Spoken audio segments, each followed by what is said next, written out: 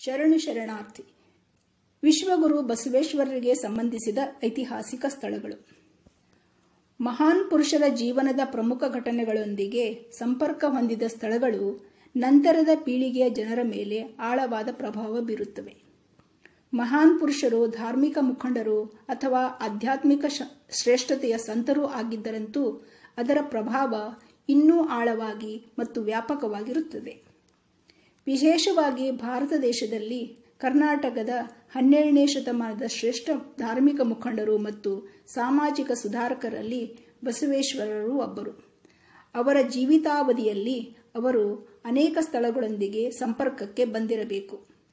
ಅಲ್ಲಿ ಅವರು ಕೆಲವು ದಿನಗಳವರೆಗೆ ಇರಬಹುದು ಅಥವಾ ವರ್ಷಗಳ ಕಾಲ ವಾಸಿಸುತ್ತಿರಬಹುದು. ಈ ಸ್ಥಳಗಳಲ್ಲಿ ಕೆಲವು ಪವಿತ್ರ ಸ್ಥಳಗಳು ಮತ್ತು ಅಥವಾ ತೀರ್ಥಯಾತ್ರೆಯ ಕೇಂದ್ರಗಳಾಗಿರಬಹುದು. ದುರದೃಷ್ಟವಶಾತ್ ಈ ಎಲ್ಲ ಸ್ಥಳಗಳ ಬಗ್ಗೆ ನಮಗೆ ಕಡಿಮೆ ಮಾಹಿತಿ ಇದೆ.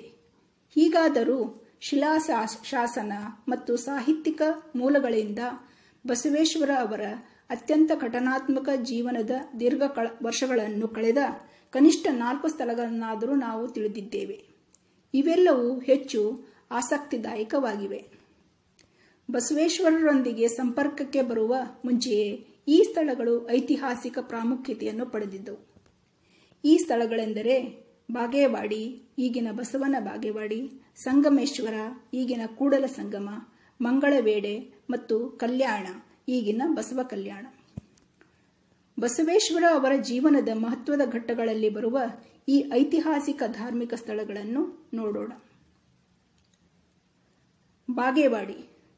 ಬಸವ ಕ್ರಿಸ್ತಶಕ 1134ರಲ್ಲಿ ಕರ್ನಾಟಕದ ಬಿಜಾಪುರ ಜಿಲ್ಲೆಯಲ್ಲಿರುವ ಬಾಗೇವಾಡಿ ಎಂಬ ಹಳ್ಳಿಯಲ್ಲಿ ಜನಿಸಿದರು. 12ನೇ ಶತಮಾನದ ಕರ್ನಾಟಕವು ಕಲ್ಯಾಣದ ಚಾಲುಕ್ಯರು ಆಳುತ್ತಿದ್ದ ಪ್ರಸ್ತುತ ಮಹಾರಾಷ್ಟ್ರ ಮತ್ತು ಆಂಧ್ರಪ್ರದೇಶದ ಭಾಗಗಳನ್ನು ಒಳಗೊಂಡಿತ್ತು. ಹಿಂದೂ ಸಿದ್ಧಾಂತದ ಅಧ್ಯಯನ ಮತ್ತು ಪ್ರಚಾರಕ್ಕಾಗಿ ತಮ್ಮ ಜೀವನವನ್ನು ಮುಡುಪಾಕಿಟ್ಟ ಬ್ರಾಹ್ಮಣರಿಗೆ ಬಾಗೇವಾಡಿ ಒಂದು ವಿಶೇಷ ಅಗ್ರಹಾರವಾಗಿತ್ತು. ರಾಜ್ಯ ಅಧಿಕಾರಿಗಳು ಮತ್ತು ರಾಜರಿಂದ ಪೋಷಿಸಲ್ಪಟ್ಟಿದ್ದ ಬಾಗೇವಾಡಿಯನ್ನು ಕಲಿಕಾ ಕೇಂದ್ರ ಎಂದು ಕರೆಯಲಾಗುತ್ತಿತ್ತು. ಬಾಗೇವಾಡಿಗೆ 6 ಮೈಲಿ ದೂರದಲ್ಲಿರುವ ಇಂಗಳೇಶ್ವರ ಎಂಬ ನೆರೆಯ ಗ್ರಾಮವು ಶೈವ ಮತ್ತು ವೀರಶೈವ ಪಂಗಡಗಳಿಗೆ ಸೇರಿದ ದೇವಾಲಯಗಳಿಗೆ ಹೆಸರುವಾಸಿಯಾಗಿತ್ತು. ಅಂತಹ ಪವಿತ್ರ ಪ್ರದೇಶದಲ್ಲಿ ಬಸವಣ್ಣ ಶೈವ ಬ್ರಾಹ್ಮಣರಾದ ಮಾದಿರಾಜ ಇಲ್ಲ ಮಾದರಸ ಮತ್ತು ಅವನ ಹೆಂಡತಿ ಮಾದಲಾಂಬಿಕೆ ದಂಪತಿಗೆ ಜನಿಸಿದರು. ಅಂದರೆ ಬಸವಣ್ಣನವರ ತಾಯಿಯ ತವರು ಮನೆಯಾದ ಇಂಗಳೇಶ್ವರ ಗ್ರಾಮದಲ್ಲಿ ಜನಿಸಿದರು ಎಂದು ಪ್ರತೀತಿ ಇದೆ. ಇಂಗಳೇಶ್ವರ ಬಾಗೇವಾಡಿ ಎಂದು ಕರೆಯಲ್ಪಡುವ ಬಸವನ ಬಾಗೇವಾಡಿ ಕರ್ನಾಟಕ ರಾಜ್ಯದ ಬಿಜಾಪುರ ಜಿಲ್ಲೆಯಿಂದ 42 ಕಿಲೋಮೀಟರ್ ದೂರದಲ್ಲಿರುವ ಪಂಚಾಯತ ಪಟ್ಟಣವಾಗಿದೆ. ಇಂಗಳೇಶ್ವರ ಬಾಗೇವಾಡಿ ಎಂದು ಕರೆಯಲ್ಪಡುವ ಬಸವನ ಬಾಗೇವಾಡಿ ಕರ್ನಾಟಕ ರಾಜ್ಯದ ಬಿಜಾಪುರ ಜಿಲ್ಲೆಯಿಂದ 40 ಕಿಲೋಮೀಟರ್ ದೂರದಲ್ಲಿರುವ ಒಂದು ಪಟ್ಟಣ.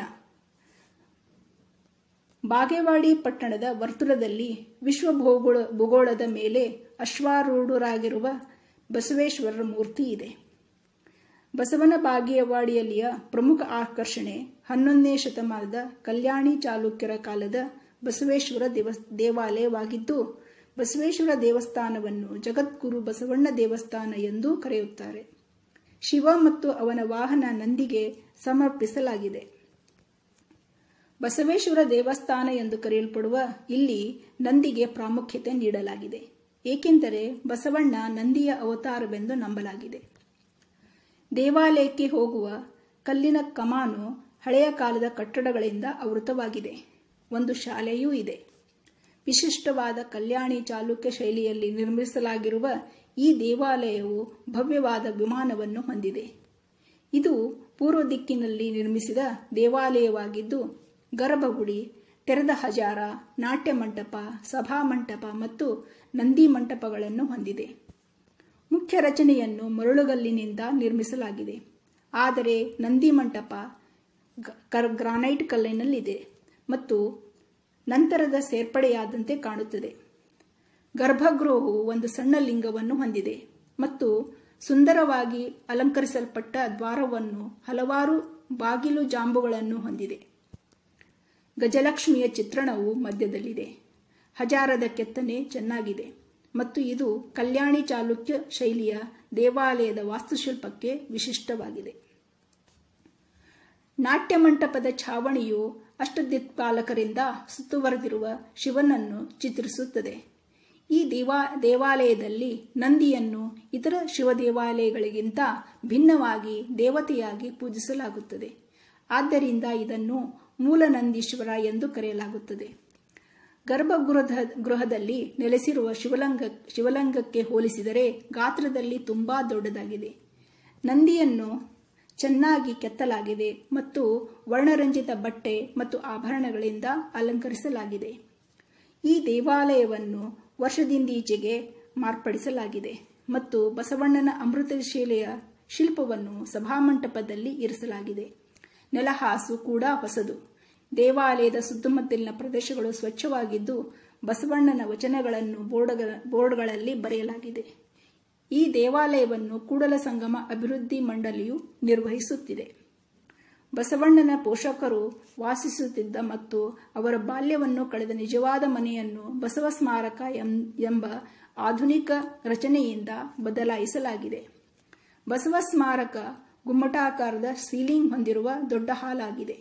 ಬಸವಣ್ಣನ ಜೀವನದ ಪ್ರಮುಖ ಘಟನೆಗಳನ್ನು ಚಿತ್ರಿಸುವ ಚಿತ್ರಣಗಳಿಗೆ ಮಧ್ಯದಲ್ಲಿ ಗುರು ಜಾತವೇದ ಮುನಿಯ, ಬಾದರಸ ಮತ್ತು ಮಾದಲಾಂಬಿಕೆಯರ ಮಾನವ ಗಾತ್ರದ ವಿಗ್ರಹಗಳಿವೆ.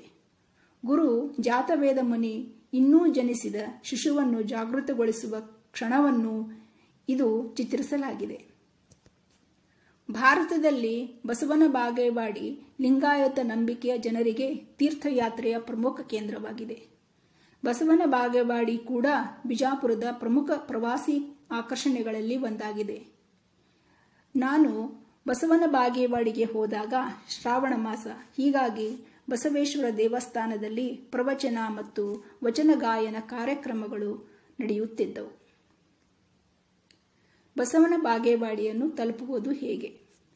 ಬಿಜಾಪುರದಿಂದ ಬಾಗೇವಾಡಿ 45 ಕಿಲೋಮೀಟರ್. ವಿಜಯಪುರ ಹತ್ತಿರದ ಜಿಲ್ಲಾ ಬಸ್ ನಿಲ್ದಾಣ ಮತ್ತು ರೈಲ್ವೆ ನಿಲ್ದಾಣ. ಬೆಳಗಾವಿ ಹತ್ತಿರದ ದೇಶಿ ಡೊಮೆಸ್ಟಿಕ್ ವಿಮಾನ ನಿಲ್ದಾಣ. ಗೋವಾ ಹತ್ತಿರದ ಅಂತಾರಾಷ್ಟ್ರೀಯ ವಿಮಾನ ನಿಲ್ದಾಣ. ಬೆಂಗಳೂರಿನಿಂದ ಬಾಗೇವಾಡಿ 491 ಕಿಲೋಮೀಟರ್ಗಳು. ಕೂಡಲ ಸಂಗಮ. ಕೂಡಲ ಸಂಗಮ ಬಾಗಲಕೋಟೆ ಜಿಲ್ಲೆಯ ಹುನಗುಂದ ತಾಲೂಕಿನಲ್ಲಿರುವ ಪವಿತ್ರ ಕ್ಷೇತ್ರ. ಜಿಲ್ಲಾ ಕೇಂದ್ರ ಬಾಗಲಕೋಟೆಯಿಂದ 48 ಕಿಲೋಮೀಟರ್ ದೂರದಲ್ಲಿದೆ. ಆಲಮಟ್ಟಿ ಡ್ಯಾಂನಿಂದ 15 ಕಿಲೋಮೀಟರ್ ದೂರದಲ್ಲಿದೆ. ಇಲ್ಲಿ ಪವಿತ್ರ ಕೃಷ್ಣಾ ನದಿಯು ಮತ್ತೊಂದು ಪವಿತ್ರ ನದಿಯಾದ ಮಲಪ್ರಭಾ, ಮಲಾಪಹಾರಿ ನದಿಯನ್ನು ಸಂಗಮಿಸುವ ಸ್ಥಳ. ಎರಡೂ ನದಿಯ ಸಂಗಮವಾಗಿದ್ದರಿಂದ ಈ ಸ್ಥಳವನ್ನು ಕೂಡಲ ಸಂಗಮ ಎನ್ನುತ್ತಾರೆ. ಐತಿಹಾಸಿಕವಾಗಿ ಈ ಸ್ಥಳದ ಹೆಸರು ಸಂಗಮೇಶ್ವರ. ಸಂಗಮೇಶ್ವರ ದೇವಸ್ಥಾನ ಸಂಗಮನಾಥ ದೇವಸ್ಥಾನ. ಎರಡು ನದಿಗಳ ನಡುವಿನ ಬೆಣೆಯ ಆಕಾರದ ಭೂಮಿಯಲ್ಲಿ ಸಂಗಮೇಶ್ವರ ದೇವಸ್ಥಾನ ಎಂಬ ಹೆಸರಿನಿಂದ ಕರೆಯಲ್ಪಡುವ ಶಿವನಿಗೆ ಅರ್ಪಿತವಾದ ದೇವಾಲಯವಿದೆ. ಈ ದೇವಾಲಯಕ್ಕೆ ಸುದೀರ್ಘ ಇತಿಹಾಸವಿದೆ. ಇಂದು ನಾವು ನೋಡುವ ದೇವಾಲಯವನ್ನು ಕ್ರಿಸ್ತಶಕ 13ನೇ ಶತಮಾನದಲ್ಲಿ ಆರಂಭದಲ್ಲಿ ನಿರ್ಮಿಸಲಾಗಿದೆ ಎಂದು ಹೇಳಲಾಗುತ್ತದೆ. ಆದಾಗ್ಯೂ ಇದನ್ನು ಮೂಲತಃ ಚಾಲುಕ್ಯರ ಅವಧಿಯಲ್ಲಿ ನಿರ್ಮಿಸಲಾಗಿದೆ ಎಂದು ಹೇಳಲಾಗುತ್ತದೆ.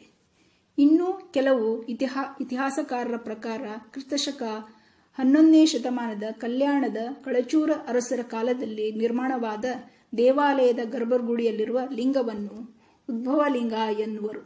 ಈ ಉದ್ಭವ ಸಂಗಮೇಶ್ವರನೇ ಬಸವಣ್ಣನವರ ಆರಾಧ್ಯ ದೈವ. ಬಸವಸಾಗರದ ಹಿನ್ನೀರಿನಲ್ಲಿ ಕೃಷ್ಣಾ ಮಲಪ್ರಭೆಯರ ಸಂಗಮ ಸ್ಥಾನದಲ್ಲಿ ಬಸವಣ್ಣನವರ ಐಕ್ಯ ಮಂಟಪದ ಎದುರಿಗೆ ಪೂರ್ವಾಭಿಮುಖವಾಗಿರುವ ಸಂಗಮೇಶ್ವರ ದೇವಾಲಯದ ಹೊರಮೇಲ್ಮೈ ಆಕರ್ಷಣೀಯವಾಗಿದೆ.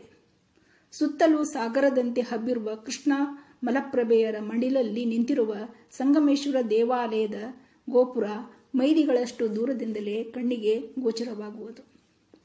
ದೇವಾಲಯದ ಒಳಾಂಗಣದಲ್ಲಿ 4 ಭಾಗಗಳಿವೆ: ಮುಖಮಂಟಪ, ನವರಂಗ, ಅಂತರಾಳ ಮತ್ತು ಗರ್ಭಗೃಹ.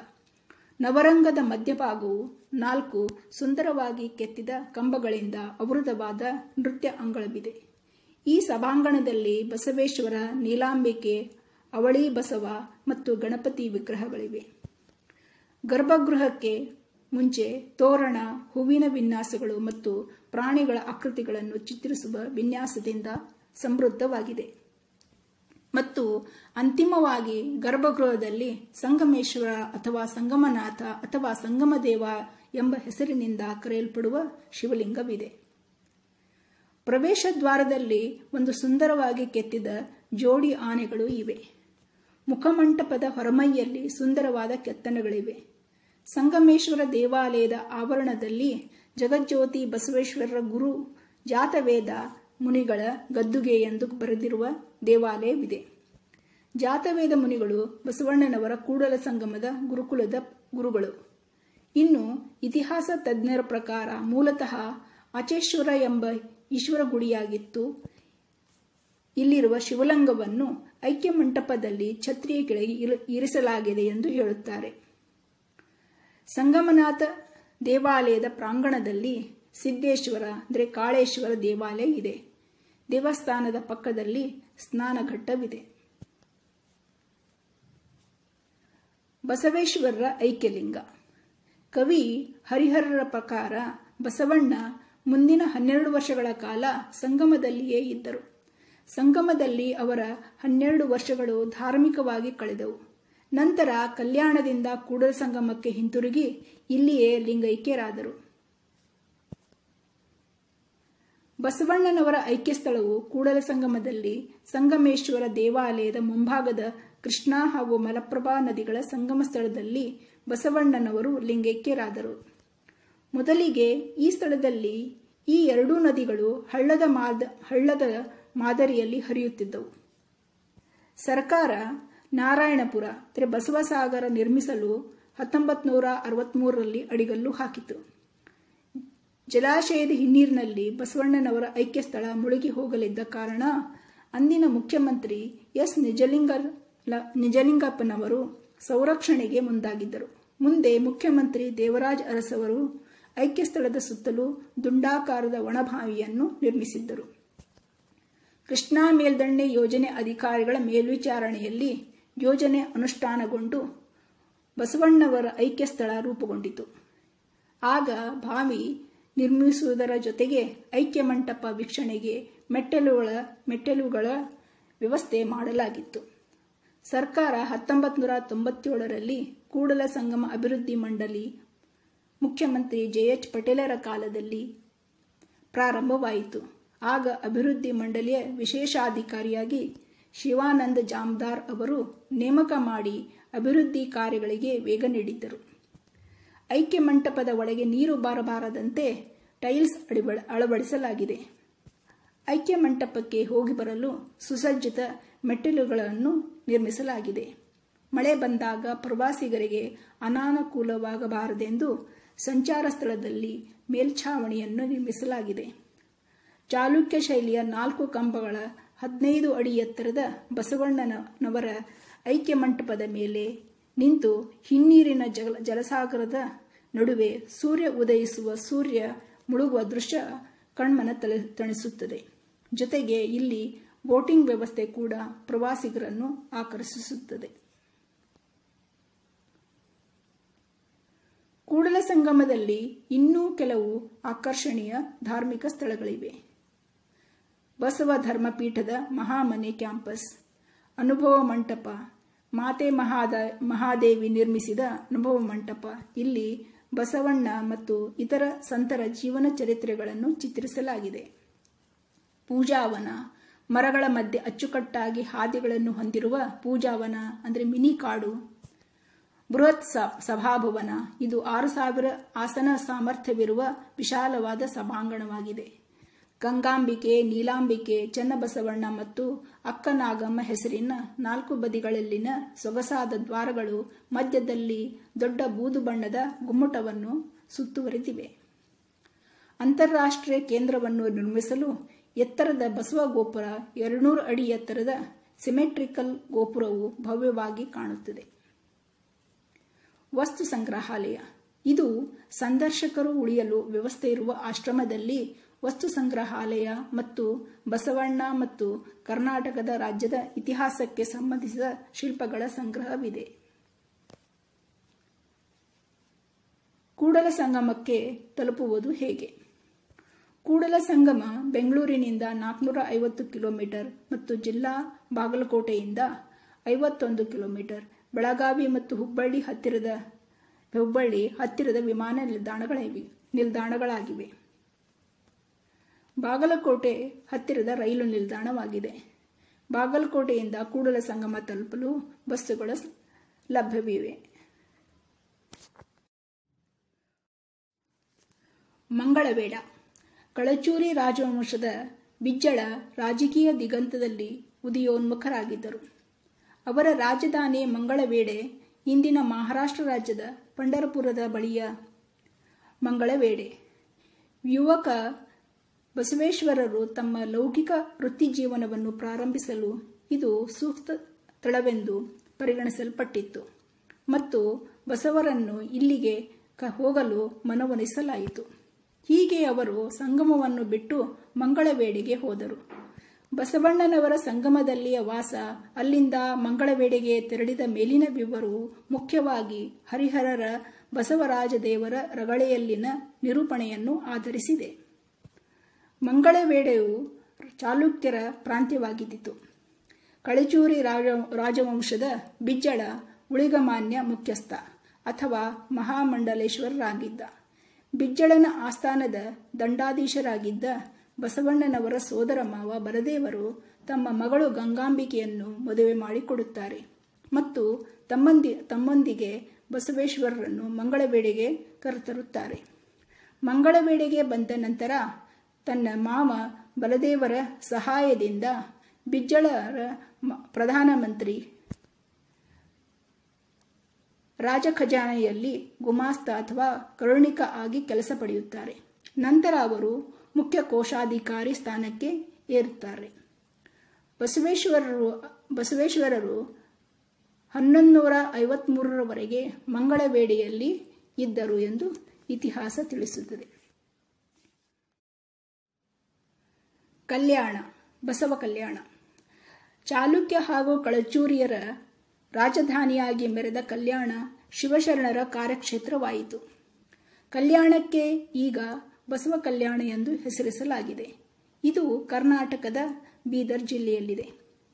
ವಿಭಿನ್ನ ಕುಲಗೋತ್ರ ದೇಶಗಳಿಂದ ಅನೇಕರು ಕಲ್ಯಾಣಕ್ಕೆ ಆಗಮಿಸಿ ಬಸವಣ್ಣನವರ ಅನುಯಾಯಿಗಳಾದ ಅನೇಕ ಶಿವಶರಣರ ತಾಣಗಳು ಕಲ್ಯಾಣ ಪ್ರದೇಶದ ತ್ರಿಪುರಾಂತಕ ಕೆರೆ ಪ್ರದೇಶದಲ್ಲಿ ಇಂದಿಗೂ ತುಂಬಿಕೊಂಡಿವೆ.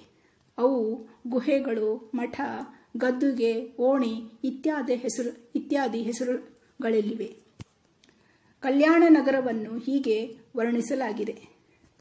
ಕೈಲಾಸಮಪ್ಪ ಕಲ್ಯಾಣದಲ್ಲಿ ಲಕ್ಷದ ಮೇಲೆ 96,000 ದೇವಾಲಯಗಳಿದ್ದವು. ಅವುಗಳಲ್ಲಿ ತ್ರಿಪುರಾಂತಕ ದೇವಾಲಯ ಮುಖ್ಯವಾದುದು. ಈ ದೇವಾಲಯದ ಮುಂದೆ ಅನುಭವ ಮಂಟಪವಿದ್ದಿತು. ಅದರಲ್ಲಿ ಸಿದ್ದರಾಮ, ಅಲ್ಲಮಪ್ರಭು, ಮೋಳಿಗೆಯ ಮಾರಯ್ಯ, ಮಡಿವಾಳ ಮಾಚಯ್ಯ, ಚನ್ನಬಸವಣ್ಣ, 770 ಗಣಗಳು ಮತ್ತು ಅಸಂಖ್ಯಾತ ಗಣಗಳು ಕೂಡಿದ್ದರು ಎಂಬ ವಿಷಯಗಳು ಕಾಲಜ್ಞಾನ ವಚನಗಳಲ್ಲಿವೆ. ಬಸವೇಶ್ವರ ದೇವಾಲಯ. ಈ ನಗರದ ಮಧ್ಯದಲ್ಲಿದ್ದ ವೀರಶೈವರ ಒಂದು ಮಠದ ಸ್ಥಳದಲ್ಲೇ ಬಸವಣ್ಣನವರ ದೇವಾಲಯವನ್ನು ಕಟ್ಟಲಾಗಿದೆ ಎಂದು ಹೇಳುವುದಿದೆ. ಭವ್ಯ ಹಾಗೂ ವಿಸ್ತಾರವಾದ ಈ ದೇವಾಲಯದ ಒಳಗಡೆ ಶಿವಲಿಂಗ, ನಂದಿ, ಬಸವಣ್ಣನ ಮುಖವಾಡ ಮುಂತಾದ ವಿಗ್ರಹಗಳಿವೆ. ಪರುಷಕಟ್ಟೆ. ಬಸವೇಶ್ವರ ದೇವಾಲಯದ ಹತ್ತಿರ ತತ್ವಜ್ಞಾನಿಗಳ ಕಲ್ಲು ಎಂದಿರುವ ಕಟ್ಟೆಯ ಮೇಲೆ ಬಸವಣ್ಣನವರು ಕುಳಿತು ಅನುಯಾಯಿಗಳಿಗೆ ಬೋಧಿಸುತ್ತಿದ್ದರೆಂದು ಹೇಳುವರು. ಇಲ್ಲಿ ಬಸವೇಶ್ವರರು ನಿರ್ಗತಿಕರಿಗೆ ನೆರವು ನೀಡುವ ಮತ್ತು ಅವರ ಶಿಷ್ಯರಿಗೆ ವಚನಗಳನ್ನು ಪಠಿಸುತ್ತಿದ್ದ ಸ್ಥಳವೆಂದು ನಂಬಲಾಗಿದೆ. ಹಿಂದೆ ಕೋಟೆಯಾಗಿದ್ದ ಈಗ ಪಾಳು ಬಿದ್ದಿರುವ ಇದನ್ನು ತೋಟಗಾರಿಕಾ ಫಾರ್ಮ್ ಆಗಿ ಪರಿವರ್ತಿಸಲಾಗಿದೆ. ಅಂಬಿಗರ ಚೌಡಯ್ಯನ ಮಠ. ಗವಿ. ಶಿವಶರಣ ಅಂಬಿಗರ ಚೌಡಯ್ಯನ ಆಧುನಿಕ ಮಠವು ಬಸವೇಶ್ವರ ದೇವಾಲಯದ ಉತ್ತರಕ್ಕಿದೆ. ಈ ಮಠದೊಳಗೆ ಶಿವಲಿಂಗ ಮತ್ತು ಪಾದಮುದ್ರೆ ಕಲ್ಲು ಇದೆ. ಈತನ ಹೆಸರಿನ ಗವಿಯೊಂದು ಈ ನಗರದಿಂದ 2 ಕಿಲೋಮೀಟರ್ ದೂರದಲ್ಲಿದೆ. ಗವಿಯ ಗರ್ಭಗೃಹದಲ್ಲಿ ಶಿವಲಿಂಗದ ಪೀಠ ಮತ್ತು ಪೀಠಗಳಿದ್ದು ಛತ್ತಿನ ಮೇಲೆ ಚೌಕಾದ ಎತ್ತರದ ಗುಮ್ಮಟವಿದೆ. ಡೋಹರ ಕಕ್ಕಯ್ಯನ ಮಠ. ಡೋಹರ ಕಕ್ಕಯ್ಯ ವೃತ್ತಿಯಲ್ಲಿ ಚರ್ಮದ ವೃತ್ತಿಯಲ್ಲಿ ತೊಡಗಿರುವವನು. ಡೋಹರ ಕಕ್ಕಯ್ಯನ ಇತ್ತೀಚಿನ ಮಠವು ಬಸವೇಶ್ವರ ದೇವಾಲಯದ ಉತ್ತರಕ್ಕಿದೆ. ಅದರಲ್ಲಿ ತೊಗಲನ್ನು ಹದ ಮಾಡುವ ತೊಟ್ಟಿ ಇದೆ. ಉರಿಲಿಂಗ ಪೆದ್ದಿ ಮಠ. ಶಿವಶರಣ ಉರಿಲಿಂಗ ಪೆದ್ದಿ ಮಹಾರಾಷ್ಟ್ರದ ನಂದಗಡದವನು. ಇದು ಭೀಮಾನಗರದ ದಿಣ್ಣೆಯ ಮೇಲೆ ಇದೆ. ಪ್ರಭುದೇವರ ಗದ್ದುಗೆ. ಈ ನಗರದ ಅರಿವಿನ ಮನೆಯ ಹತ್ತಿರ ಭವ್ಯವಾದ ಪ್ರಭುಲಿಂಗ ದೇವರ ಗದ್ದುಗೆ ಇದೆ. ಅದರ ಎದುರಿಗಿನ ತೆರೆದ ನಂದಿ ಮಂಟಪವಿದೆ. ಗದ್ದುಗೆಯು ಅರೆಗಂಬಗಳಿಂದ ಆವೃತಗೊಂಡಿದೆ. ಅಕ್ಕನಾಗಮ್ಮನ ಗವಿ. ತ್ರಿಪುರಾಂತಕ ಕೆರೆಯ ಹತ್ತಿರ ಬಸವಣ್ಣನವರ ಸಹೋದರಿ ಶಿವಶರಣರ ಆಂದೋಲನದಲ್ಲಿ ಭಾಗವಹಿಸಿದ ಅಕ್ಕನಾಗಮ್ಮನ ಗವಿ ಇದೆ. ಕಾಲಜ್ಞಾನ ವಚನಗಳಲ್ಲಿ ಅಕ್ಕನಾಗಮ್ಮನ ನೆಲಮಾಳಿಗೆಯಲ್ಲಿ ಪ್ರಸನ್ನ ಮಂಟಪವಿದ್ದಿತೆಂದು ಹೇಳಲಾಗಿದೆ. ಅಕ್ಕನಾಗಮ್ಮನ ಗುಹೆಯ ತಳಪಾಯವು ಎಲ್ ಆಕಾರದಲ್ಲಿದೆ. ಪಶ್ಚಿಮ ಮುಖ ಪ್ರವೇಶ ದ್ವಾರಕ್ಕೆ ಹೊಂದಿದಂತೆ ಉತ್ತರ ದಕ್ಷಿಣಕ್ಕೆ ಕಿರುದಾರಿ ಇದೆ. ಅದರ ನೆಲಮಾಳಿಗೆಯಲ್ಲಿ 3 ಕೋಣೆಗಳು ಪೂರ್ವ ಪಶ್ಚಿಮವಾಗಿವೆ. ಮೊದಲ ಕೊನೆಯ ಗರ್ಭಗೃಹದಲ್ಲಿ ಅಕ್ಕನಾಗಮ್ಮ ಹಾಗೂ ನಂದಿಯ ವಿಗ್ರಹಗಳಿವೆ. ಎರಡನೆಯ ಕೊನೆಯ ಹಿಂಬದಿಯಲ್ಲಿ ಕಟ್ಟೆಯ ಮೇಲೆ ಚಾಲುಕ್ಯರ ಕಾಲದ ಉಮಾಮಹೇಶ್ವರ, ಚೌರಿ ಹಿಡಿದ ನಿಂತ ಸೇವಕಿಯರ ಶಿಲ್ಪಗಳಿವೆ. ಈ ಕಟ್ಟೆಯು ಚನ್ನಬಸವಣ್ಣನವರಿಗೆ ಅಂದರೆ ಅಕ್ಕನಾಗಮ್ಮನವರ ಮಗ ಅವರ ತೊಟ್ಟಿಲ ಇದ್ದಿತಂತೆ. ಅದರ ಬದಿಗಿನ ಕಿರು ಕೊನೆಯಲ್ಲಿ ನೀಲಾಂಬಿಕೆಯ ವಿಗ್ರಹವಿದೆ. ಅರುಹಿನ ಮನೆ. ಅಕ್ಕನಾಗಮ್ಮನ ಗುಹೆಯ ಹತ್ತಿರ ಇರುವ ಕಟ್ಟಡಗಳಿಗೆ ಅರುಹಿನ ಮನೆ ಮತ್ತು ಚನ್ನಬಸವಣ್ಣನ ಮಹಾಮನೆ ಎಂದು ಕರೆಯುವರು. ಕಾಲಜ್ಞಾನ ವಚನಗಳಲ್ಲಿ ನೆಲಮಾಳಿಗೆಯಲ್ಲಿ ಬಸವಣ್ಣನವರ ಜ್ಞಾನ ಪ್ರಕಾರ ಮಂಟಪ ಇದ್ದಿತೆಂದು ಹೇಳಲಾಗಿದೆ. ಅದನ್ನು ಬಸವಣ್ಣನ ವಾಸಸ್ಥಾನವೆಂದು ಹೇಳುವರು. ತತ್ವಜ್ಞಾನದ ಚರ್ಚೆಗಾಗಿ ಶಿವಶರಣರು ಆಗಮಿಸಿ ಬಸವಣ್ಣನವರಿಂದ ಶುಭಾಶೀರ್ವಾದ ಪಡೆಯುತ್ತಿದ್ದರಂತೆ. ಚನ್ನಬಸವಣ್ಣನ ಗುಹೆ. ಅರುಹಿನ ಮನೆ ಎಡಗಡೆ ಚನ್ನಬಸವಣ್ಣನ ಗುಹೆಯನ್ನು ಅಡ್ಡವಾಗಿ ಮತ್ತು ಕಿರು ಅಗಲವಾಗಿ ಕೊರೆಯಲಾಗಿದೆ. ಅದರ ಒಳಗಡೆ ಒಂದು ಶಿವಲಿಂಗವಿದೆ. ಮಡಿವಾಳ ಮಾಚಯ್ಯನ ಮಂದಿರ. ಕಲ್ಯಾಣದಲ್ಲಿ ಮಡಿವಾಳ ಮಾಚಯ್ಯನ ಹೊಂಡವೊಂದು ಗದ್ದೆಗಳ ಮಧ್ಯೆ ಮತ್ತು ಕೆರೆಯ ಹತ್ತಿರ ಉತ್ತರಕ್ಕಿದೆ. ಎದುರಿಗೆ ಆತನ ಹೆಸರಿನ ಆಧುನಿಕ ಮಂದಿರ ಇದ್ದು ಅದರ ಎದುರಿಗೆ ಒಂದು ನಂದಿ ಮಂಟಪವೂ ಇದೆ. ತ್ರಿಪುರಾಂತಕ ಕೆರೆಯ ದಂಡೆಯ ಮೇಲೆ ಪತ್ತೆಯಾದ ಶಿಲಾಶಾಸನದಲ್ಲಿ ತ್ರೈಲೋಕ್ಯ ಮಲ್ಲಿದೇವನ ಮಡಿವಾಳ ಬಸವ ಮತ್ತು ತ್ರಿಪುರಾಂತಕ ದೇವರ ಮಡಿವಾಳ ಮಾಚಯ್ಯರಿಗೆ ದತ್ತಿ ನೀಡಿರಬಹುದಾದ ಉಲ್ಲೇಖವಿದೆ. ನೂಲಿ ಚಂದಯ್ಯನ ಗವಿ ಮತ್ತು ಮಠ. ತ್ರಿಪುರಾಂತಕ ಕೆರೆಯ ಪೂರ್ವದಡದಲ್ಲಿರುವ ನೂಲಿ ಚಂದಯ್ಯನ ಪಶ್ಚಿಮ ಮುಖ ಗವಿಯಲ್ಲಿ ಶಿವಲಿಂಗ ಹಾಗೂ ಶೈವ ಉಪಾಸಕ ಮತ್ತು ಉಪಾಸಕಿಯರ ಶಿಲ್ಪಗಳಿವೆ. ಕಲ್ಯಾಣ ನಗರದಲ್ಲಿ ಬಸವೇಶ್ವರ ದೇವಾಲಯದ ಹತ್ತಿರ ನೂಲಿ ಚಂದಯ್ಯನ ಮಠ, ಒಳಗಡೆ ಶಿವಲಿಂಗ ಮತ್ತು ದೇವಾಲಯದ ಗೋಡೆ ಫಲಕಗಳಿದ್ದರೆ ಹೊರಗಡೆಯಲ್ಲಿ ದೇವಾಲಯದ ಅವಶೇಷಗಳು, ನಾಗನಾಗಿಣಿಯರ, ಗಣೇಶ, ವಿಷ್ಣುವಿನ ಮುಖ, ನಟರಾಜ ಇತ್ಯಾದಿ ದೇವಾಲಯಗಳಿವೆ. ಹರಳಯ್ಯನ ಗುಹೆ. ಹರಳಯ್ಯನ ಗುಹೆಗೆ ನೆಲಮಾಳಿಗೆಯುಳ್ಳ ವಿಶಾಲ ಕೋಣೆ ಇದ್ದು ಬಾಡಿ ಎತ್ತರದ ಕಟ್ಟೆಗಳಿವೆ. ಹಿಂಬದಿಯ ಕೊನೆಯಲ್ಲಿ ಶಿವಲಿಂಗವಿದೆ. ಈ ಗವಿಯ ಪ್ರದೇಶವನ್ನು ಕಿರುದಾಗಿ ಕೊರೆಯಲಾಗಿದೆ. ತ್ರಿಪುರಾಂತಕ ಸರೋವರ ಮತ್ತು ಬಹು ಗುಹೆಗಳಿಗೆ ಹೆಸರುವಾಸಿಯಾದ ಬಸವ ಕಲ್ಯಾಣದ ನಗರದಿಂದ 5 ಕಿಲೋಮೀಟರ್ ದೂರದಲ್ಲಿರುವ ಸರೋವರ. ಶಿವ ದೇವಾಲಯ ಹಲವು ಮರಳುಗಲ್ಲಿನ ಗುಹೆಗಳಿಂದ ಹೆಸರುವಾಸಿಯಾಗಿದೆ. ಇಲ್ಲಿರುವ ಗುಹೆಗಳೆಂದರೆ ಅಕ್ಕನಾಗಮ್ಮನ ಗುಹೆ, ನೂಲಿಯ ಚಂದಯ್ಯನ ಗುಹೆ, ಚನ್ನಬಸವಣ್ಣನ ಗುಹೆ ಮತ್ತು ವಿಘ್ನೇಶ್ವರ ಗುಹೆ. ಅನುಭವ ಮಂಟಪ. ರುದ್ರಮುನಿ ಗುಹೆ ಹಿಂದೆ ಇರುವ ಬೃಹತ್ ಶಿವಲಿಂಗದ ಆಕಾರದಲ್ಲಿ ನಿರ್ಮಿಸಲಾದ ಸಮುದಾಯ ಸ್ಥಳ. ಅನುಭವ ಮಂಟಪದಲ್ಲಿ ಗ್ರಂಥಾಲಯ, ವಸ್ತು ಸಂಗ್ರಹಾಲಯ ಮತ್ತು ಪ್ರವಾಸಿಗರಿಗೆ ಕುಟೀರಗಳಿವೆ. ಕಟ್ಟಡವು ತುಂಬಾ ಸರಳ ಮತ್ತು ಸುಂದರವಾಗಿದೆ. ಆಯತಾಕಾರದಲ್ಲಿರುವ ಈ ಕಟ್ಟಡದ ಒಳಗಡೆ ನಟ್ಟ ನಡುವೆ ಆಸನದ ರೀತಿಯಲ್ಲಿ ಕಲ್ಲಿನಿಂದ ಮಾಡಿದ 6 ಸೋಪಾನಗಳನ್ನೊಳಗೊಂಡ ಆಕೃತಿ ಇದೆ. ಈ 6 ಸೋಪಾನಗಳ ಮೇಲೆ ದೇವನಲ್ಲಿ ಐಕ್ಯ ಹೊಂದುವ ಮಾರ್ಗವನ್ನು ಸೂಚಿಸಲಾಗಿದೆ. ಈ ಸೋಪಾನಗಳ ಮೇಲೆ ಕೆಳಗಿನಿಂದ ಮೇಲಕ್ಕೆ ಚಿತ್ರದಲ್ಲಿ ತೋರಿಸಿದಂತೆ ಭಕ್ತ, ಮಾಹೇಶ, ಪ್ರಸಾದಿ, ಪ್ರಾಣಲಿಂಗಿ, ಶರಣ, ಐಕ್ಯ ಎಂದು ಬರೆಯಲಾಗಿದೆ. ಅನುಭವ ಮಂಟಪದ ಸಿದ್ಧ ಚಿತ್ತದ ಸಂಕೇತಗಳು. ಈ ಸೋಪಾನಗಳ ಅರ್ಥ ಈ ರೀತಿ ಇದೆ. ಇಷ್ಟಲಿಂಗದಲ್ಲಿ ನಿಷ್ಠೆಯುಳ್ಳದ್ದೇ ಮಾಹೇಶ್ವರ ಸ್ಥಳ. ಅಂಗವನ್ನು ಲಿಂಗಕ್ಕರ್ಪಿಸುವುದೇ ಪ್ರಸಾದ ಸ್ಥಳ.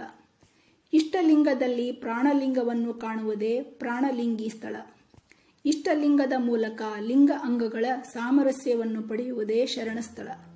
ಇಷ್ಟಲಿಂಗದೊಡನೆ ನಿತ್ಯ ಮುಕ್ತನಾಗಿ ಬಾಳುವುದೇ ಐಕ್ಯ ಸ್ಥಳ. ಈ ಎಲ್ಲ ಆಚರಣೆಯ ಕೇಂದ್ರ ಸ್ಥಳದಂತಿರುವ ಈ ಸಿಂಹಾಸನ, ಅದರಲ್ಲಿ ಮೂರ್ತಗೊಂಡಿರುವ ಈ ನಿರಂಜನನಾದ ಪ್ರಭು ಅವರೇ ಅಲ್ಲಮ ಪ್ರಭು. ಮಂಟಪದ ಒಳಗೆ ಗೋಡೆಗೆ ಸುತ್ತಲೂ ಬಸವಣ್ಣ ಹಾಗೂ ಇತರ ಶರಣರು ಮತ್ತು ಅವರ ಜೀವನದ ಅಮೂಲ್ಯ ಘಟನೆಗಳ ಚಿತ್ರಣಗಳನ್ನು ಹಾಕಿದ್ದಾರೆ. ಬಸವಣ್ಣನವರ ಬೃಹತ್ ಮೂರ್ತಿ.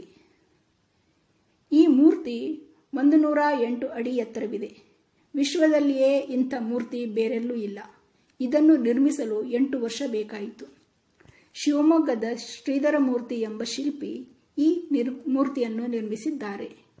ಇಲ್ಲಿಯೂ ಕೂಡ ಸೋಪಾನಗಳ ಮೇಲೆ ಶರಣರ ಪುತ್ಥಳಿಗಳನ್ನು ಮಾಡಿ ಎತ್ತರದ ಕೊನೆಯಲ್ಲಿ ದೊಡ್ಡ ಬಸವ ಪುತ್ಥಳಿ ಪ್ರತಿಷ್ಠಾಪನೆಯಾಗಿದೆ. ಒಂದು ಕೈಯಲ್ಲಿ ವಚನಗಳ ಹೊತ್ತಿಗೆ, ಮತ್ತೊಂದು ಕೈಯಲ್ಲಿ ಆಶೀರ್ವಾದ ಮಾಡುತ್ತಿರುವ ಬಸವ ಮೂರ್ತಿ. ಬಸವಣ್ಣನವರ ಬೃಹತ್ ಮೂರ್ತಿಯ ಹತ್ತಿರದಲ್ಲಿ ಕಲ್ಯಾಣ ಕ್ರಾಂತಿಯಲ್ಲಿ ನಡೆದ ಘಟನೆಗಳ ಮೂರ್ತಿ ಚಿತ್ರಣವಿದೆ. ಬಸವಣ್ಣನವರು ಬ್ರಾಹ್ಮಣನಾದ ಮಧುವರಸನ ಮಗಳಿಗೆ ಹಾಗೂ ಸಮಗಾರ ಹರಳೆಯನ ಮಗನಿಗೆ ಅಂತರ್ಜಾತಿ ವಿವಾಹ ಮಾಡಿಸಿದಾಗ ಬಿಜ್ಜಳ ರಾಜ ಬಸವಣ್ಣನವರಿಗೆ ಗಡಿಪಾರು ಶಿಕ್ಷೆ ಕೊಟ್ಟು ಆ ವಿವಾಹ ಮಾಡಿಸಿದ ಮಧುವರಸ, ಹರಳಯ್ಯ ಹಾಗೂ ಅವನ ಮಗನನ್ನು ಆನೆ ಕಾಲಿಗೆ ಕಟ್ಟಿ ಎಳಿಸಿದನು. ಬಸವ ಪುತ್ಥಳಿಯ ಪಕ್ಕದಲ್ಲಿಯೇ ಅಕ್ಕ ಮಹಾದೇವಿಯ ಗವಿ ಕೂಡ ಇದೆ. ಬಸವ ಕಲ್ಯಾಣದಲ್ಲಿ ಬಸವಣ್ಣನವರು ಮತ್ತು ಶರಣರಿಗೆ ಸಂಬಂಧಿಸಿದ ಇನ್ನೂ ಅನೇಕ ಸ್ಥಳಗಳಿವೆ. ಬಸವ ಕಲ್ಯಾಣಕ್ಕೆ ತಲುಪುವುದು ಹೇಗೆ? ಬಸವ ಕಲ್ಯಾಣ ಬೆಂಗಳೂರಿನಿಂದ 660 ಕಿಲೋಮೀಟರ್ ಮತ್ತು ಜಿಲ್ಲಾ ಕೇಂದ್ರ ಬೀದರ್ನಿಂದ 80 ಕಿಲೋಮೀಟರ್. ಬೀದರ್ ಹತ್ತಿರದ ವಿಮಾನ ನಿಲ್ದಾಣವಾಗಿದೆ. ಹುಮ್ನಾಬಾದ್ ಹತ್ತಿರದ ರೈಲು ನಿಲ್ದಾಣವಾಗಿದೆ. ಬೀದರ್ ಮತ್ತು ಹುಮನಾಬಾದಿನಿಂದ ಬಸವ ಕಲ್ಯಾಣ ತಲುಪಲು ಅನೇಕ ಬಸ್ಸುಗಳ ಸೌಲಭ್ಯವಿದೆ. ಬಾಗೇವಾಡಿ, ಕೂಡಲ ಸಂಗಮ, ಮಂಗಳವೇಡೆ ಮತ್ತು ಬಸವ ಕಲ್ಯಾಣ ಸ್ಥಳಗಳು ಬಸವೇಶ್ವರರ ಜೀವನವನ್ನು ಮತ್ತು ವ್ಯಕ್ತಿತ್ವವನ್ನು ಕೇಂದ್ರೀಕರಿಸುತ್ತವೆ. ಇಂದು ಬಸವಣ್ಣನವರ ಅನೇಕ ಭಕ್ತರು ಈ ಸ್ಥಳಗಳಿಗೆ ತೀರ್ಥಯಾತ್ರೆಯ ಕೇಂದ್ರಗಳಾಗಿ ಭೇಟಿ ನೀಡುತ್ತಾರೆ. ಈ ಸ್ಥಳಗಳು ಪ್ರವಾಸೋದ್ಯಮವನ್ನು ಉತ್ತೇಜಿಸುತ್ತವೆ.